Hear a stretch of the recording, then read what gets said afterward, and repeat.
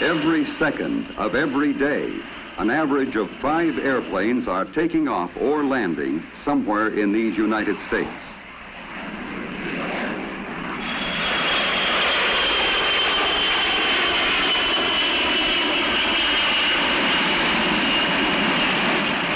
Every day, our airlines fly, on the average, a distance equal to 4 round trips to the moon.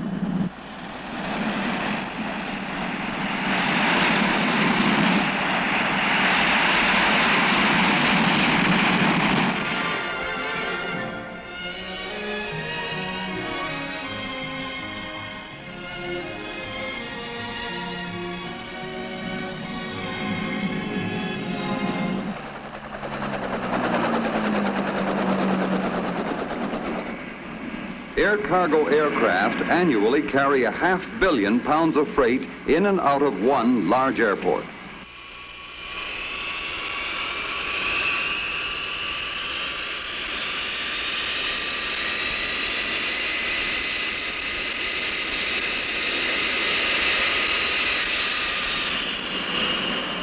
So it all adds up to a lot of activity. As many as 50,000 passengers pass through a major terminal in a day, most of them with luggage. There are going to be continually more passengers. These passengers are going to fly more miles, and they are going to fly them faster.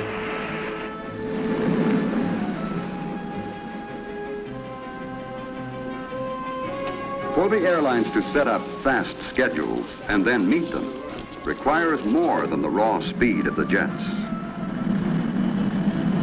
For you to have breakfast in New York and then be in Los Angeles in time for a second breakfast involves a lot more than the flying time from coast to coast. That is the reason for all the changes in facilities, equipment, and techniques you are always seeing at airports. And for the constant improvements being made behind the scenes that you don't see, but from which you benefit as a passenger.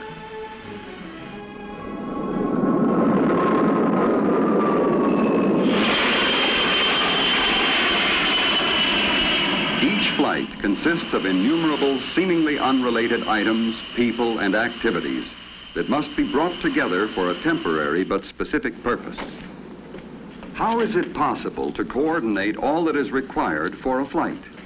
For flight after flight, day after day, and still to include provision for last-minute changes? May I help you? I'm booked for 7:30. Is there any chance of getting out earlier? Be glad to check for you, Mr. Thompson. Hello. Do we have any space on Flight 210 to Los Angeles? Thank you. I can book you on a 3 o'clock departure for Los Angeles, sir. Oh, good. All right, sir. Check your bag.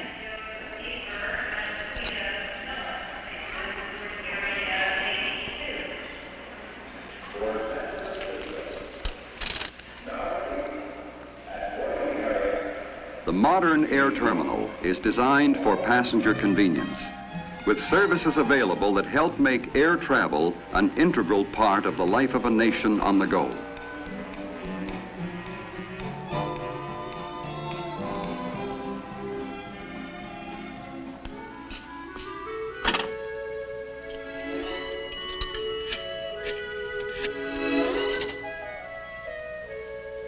This is a credit card call.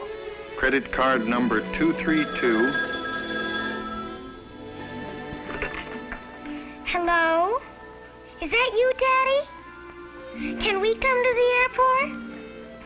Here's Mommy. Hi. Hi, honey. Well, we finished early, so I'll be home at 5 o'clock instead of 7:30. Flight 210 at 5 o'clock. Your son would like to talk to you. You got something for me? He's gone already. See you at 5. Bye-bye. In this fast-moving world we're living in, the telephone is a part of the immediate, direct, and personal communications required in the jet age.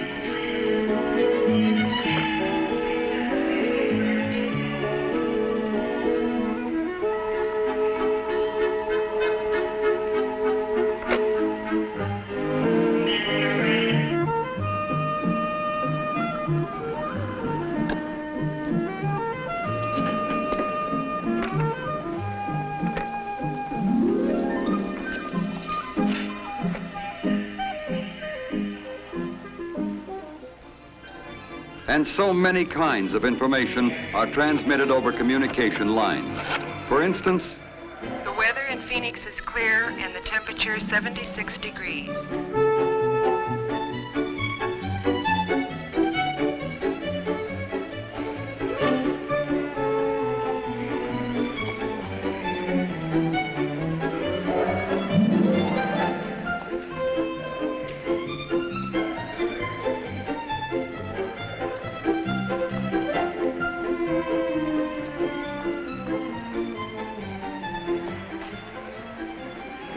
Hello. Good afternoon. Welcome aboard. Thanks very much. You're welcome. Good afternoon. Hello. Hi, Hello you're there. sitting in 2D? Yes, 2D. Take your coat, okay? And your briefcase goes under the seat. Right. Okay? most of the communications at an airport are not by passengers, but for passengers by airline personnel. And most of these communications take place behind the scenes. It starts with when you ask about reservations. Your call may be to a centralized reservations office, which serves many cities, where it goes to the first available agent in the order in which it is received. For example, in making a reservation, you could dial a local airline reservations number in Washington, D.C., but telephone equipment would automatically switch your call to the airline's reservation center, such as this one in Charlotte, North Carolina. Here, the agent has immediate access to all required information and can make your reservation immediately. Or you may dial a local number in your city, talk to an agent in a local ticket office, and that agent will check with his airline's reservation center, which may be from a few miles to the length of the continent away. Telephones and telephone lines play an important part in making airline reservations.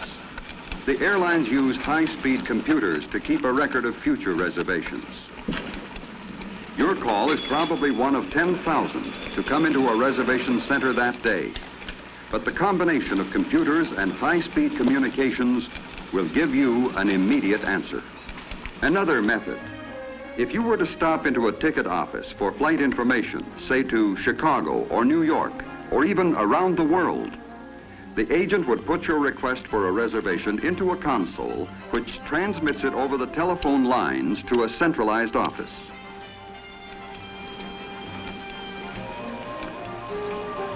Within a second, the answer comes back.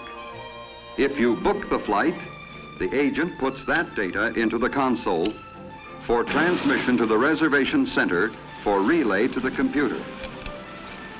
Other reservation agents across the country now have this information available. Passengers board the plane only a few minutes before takeoff, but long before this, preparations for the flight are begun. Of course, some problems are bigger than others. Would you send up the seatbelt extension right away, please? Thank you. Preparations center in the airline's dispatch office, which is the funnel toward which all other company operations, equipment scheduling, maintenance, crew scheduling, ground operations, and reservations are directed. Need information to schedule fuel load for Flight 210 to Los Angeles. What's the payload look like? Haven't any passengers booked. We're picking up considerable freight. We'll call you back as soon as we can. Before the flight, the passenger manifest comes in from reservations. Then, immediately after takeoff, the passenger total will be teletyped to all downline airports. The number of meals that are put on board is determined from the manifest. The flight captain has checked with the dispatcher and now looks over the weather reports and charts en route. He's now preparing his flight plan, which will be forwarded by teletype to the Federal Aviation Agency Air Route Traffic Control Center. Direct communications are used for last-minute changes. We'll need 4 extra meals. One of those must be a salt-free diet. No smoking, and please fasten your seatbelts. Oh, thank you. You're welcome. Oh, that's handy. Now we can take off. Yeah, you're all set. All set and on time. Ground control, United 210. Taxi clearance, please. Instrument flight plan, over. This is O'Hare Ground Control, cleared to runway 32 left. Taxi by the outer circular taxiway.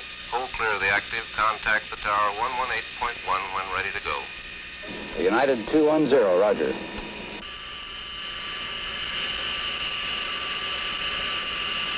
Flight 210, this is the tower. Have your air traffic control clearance. Are you ready to copy? United 210, go ahead. During the taxi run, the tower has checked by direct line to air traffic control for confirmation of the clearance filed by the pilot. This clearance specifies the exact route to be followed after takeoff. O'Hare Tower, United 210, ready for takeoff. Runway 32 left, go ahead. Roger, United 210, cleared for takeoff. United 210, roger.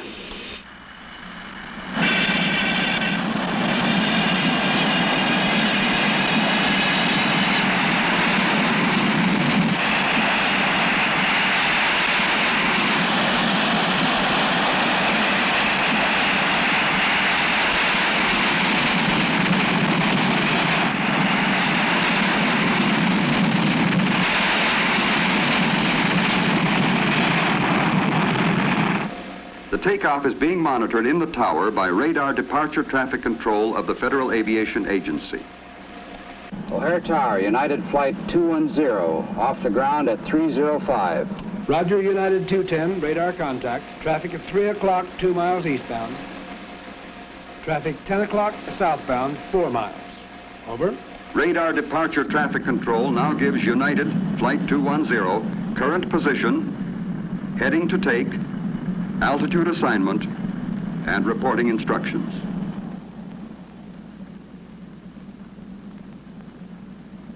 Report leaving 12,000. Change to air traffic control frequency 132.7. Roger, United 210, now leaving 12,000, changing to 132.7. The FAA Air Route Traffic Control Center is now monitoring Flight 210 on radar. Air traffic control, United 210, leaving 13,000, heading 258 degrees. Roger, 210. Continue on course, climb to flight level 39,000. Report passing Cedar Rapids. The airlines could not operate as they do without the many means of communications, much of which is supplied by the telephone companies. A large airport requires its own communication center to handle the behind-the-scenes activity. This central office is large enough to serve a community of 35,000. Here, it handles a communications mix of teletypewriters, high-speed data lines, radio lines, television, direct lines, and, of course, thousands of regular telephones. This telephone switching equipment provides the instant communications needed by airlines and airports. Direct communications continue while the plane is in flight. Air route traffic control centers continually follow the aircraft on radar scopes throughout its entire flight, passing control from one sector to another. In this way, all traffic is kept under surveillance at all times. Flight 210, contact Denver Center on frequency 133.5 now. Roger, United 210, changing to Denver Center, 133.5. The FAA controller keeps aircraft separated by time, distance, and altitude. In addition to direct and continuous contact with the controller by radio, a pilot receives reports at regular intervals from the Weather Bureau and also can talk directly to pilots of other aircraft in the area. Each flight also maintains voice contact through AirInc, an airlines-owned communications organization, where an operator receives the message by radio and then puts it on a teletype connected with the airline dispatch office.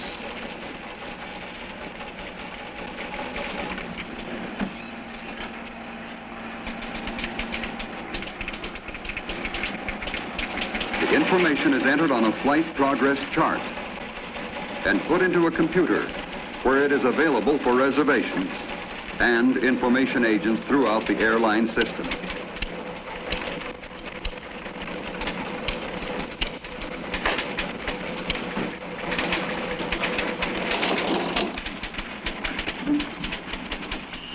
Dick, will you call Los Angeles Dispatch and advise them we will be arriving 20 minutes ahead of schedule? Roger.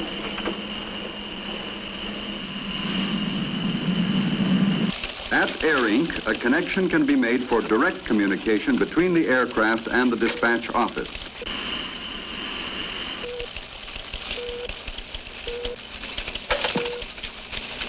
Los Angeles United 210. Advise dispatch we will arrive 20 minutes ahead of schedule. Any change in flight plan would be discussed and then announced to the passengers. This is your captain speaking, ladies and gentlemen. We've been pretty fortunate with the air currents up here today, and we'll be landing Los Angeles 20 minutes ahead of schedule. Thank you. Almost as soon as the passengers find this out, the information is available half a continent away. Flight 210 is reported 20 minutes early. It is now scheduled to arrive at 4:35 p.m. Aviation has come a long way in a few years.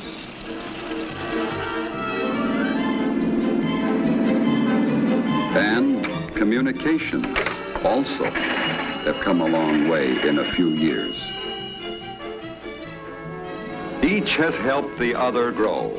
Many equipments and techniques that are now standard in everyday communications are the result of specific requirements by air travel communications. Air traffic is increasing. Airports keep right on building and adding runways as well as lengthening them.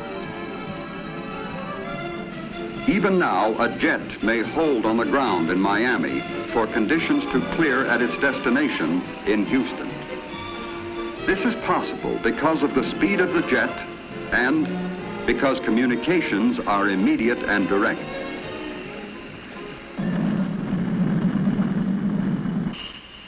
Gear down, final check.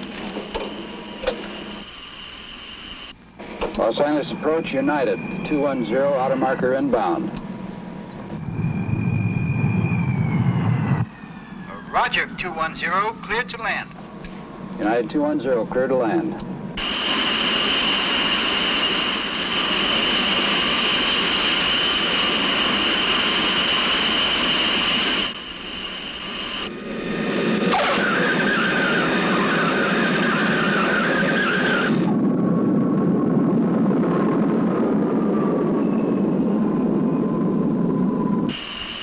Los Angeles Ground Control, United 210. Taxi clearance to the gate, please. United Flight 210, turn right at the first high-speed taxiway, clear to gate 72.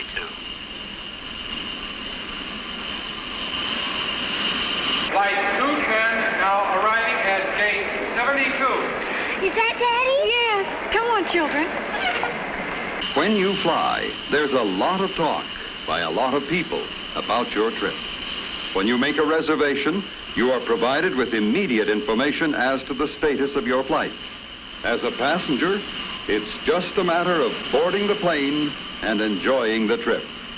While in the air, your aircraft is in constant touch with many sources of information. This is all because, along with your reservation, you also reserve the benefits of modern communications.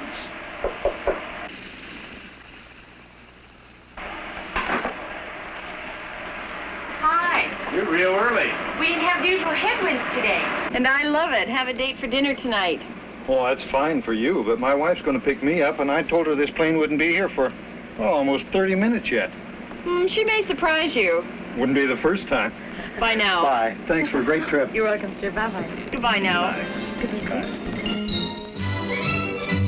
That was a wonderful meal. Thank you. Come back again real soon. Thanks for being so nice. Good evening.